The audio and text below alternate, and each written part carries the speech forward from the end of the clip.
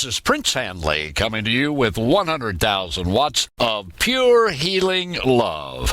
I want to talk to you today about, is healing for everyone? Healing is still the will of God as it was in the past. It is God's will to heal all who have need of healing and to fulfill the number of their days. The greatest barrier to the faith of many people seeking bodily healing, as well as mental healing, is the uncertainty in their mind as if it is the will of God to heal everyone. Nearly everyone knows that God does heal some, but there's much in modern theology that keeps people from knowing what the Bible clearly teaches, that healing is provided for everyone. It's impossible to boldly claim by faith a blessing which we're not sure that God offers, because the power of God can be claimed only when the will of God is known.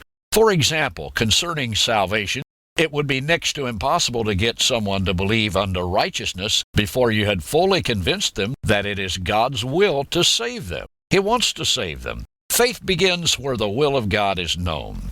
If it is God's will to heal only some of those who need healing, then none have any basis for faith unless they have a special revelation that they're among the chosen ones. Faith must rest on the will of God alone, not on our desires or wishes. In the next few podcasts, I'm going to cover how we can know it is the will of God to heal everyone. Appropriating faith is not believing that God can, but that God will. Lots of believers in Messiah Yeshua will tell you, oh, I believe that God can heal me. But the will of God is what we want. Do they believe, yes, I believe that God will heal me? Because of not knowing that it is a redemptive privilege for everyone, most of those in our day, when asking healing, add to their petition the phrase, if it is your will. Among all those who sought healing from the Messiah Yeshua during his earthly ministry, we read of only one who had this kind of theology. That was the leper who said, Lord, if you will, you can make me clean. The first thing that Messiah did was to correct his theology by saying, I will, you be clean.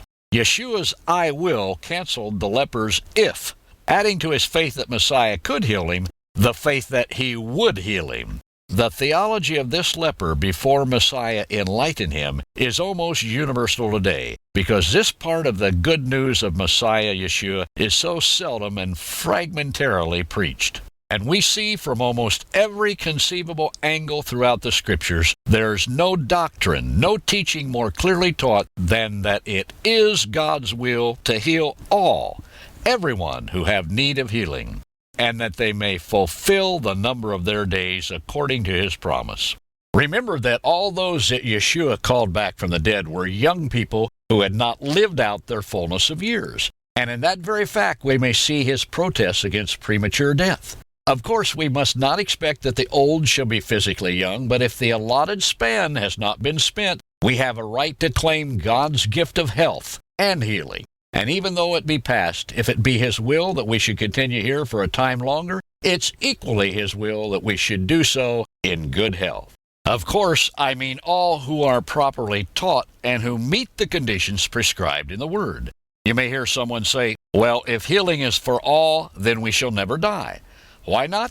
Divine healing goes no further than the promise of God. God does not promise that we shall never die, but he says, I will take sickness away from the midst of you. The number of your days I will fulfill.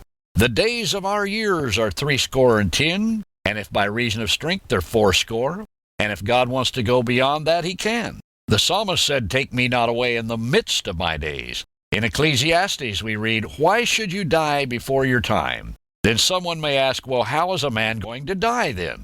The Psalms tell us, you take away their breath, they die, and they return to the dust. God has given man a certain span of life, and his will is that life should be lived out.